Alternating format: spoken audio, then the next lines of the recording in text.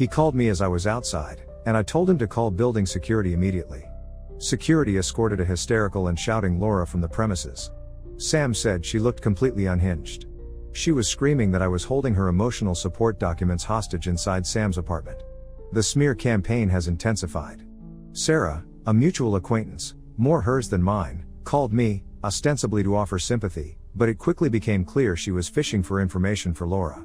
Sarah relayed that Laura has been telling everyone that I was secretly seeing someone else for months, that I was cruel and emotionally withdrawn, and that her brief indiscretion with Daniel was a desperate cry for help because I was so neglectful and abusive. She's painting herself as the tragic victim of a cold, heartless husband. This narrative is gaining traction with people who don't know me well or who are easily swayed by her dramatic performances. The most alarming incident occurred last week, directly related to the house. I had to retrieve essential personal documents, my work computer, and some vital medication. My lawyer arranged for a court-approved civil standby, meaning 2 police officers had to be present to ensure peace during my brief visit. Laura was, of course, present. The moment she saw me walk in behind the officers, she launched into a full-blown meltdown.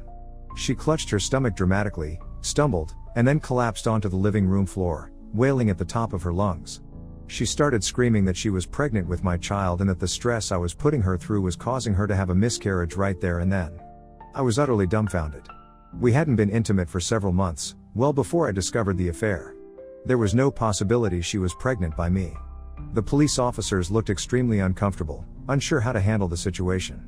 One of them, a younger female officer, cautiously asked Laura if she needed an ambulance or medical attention.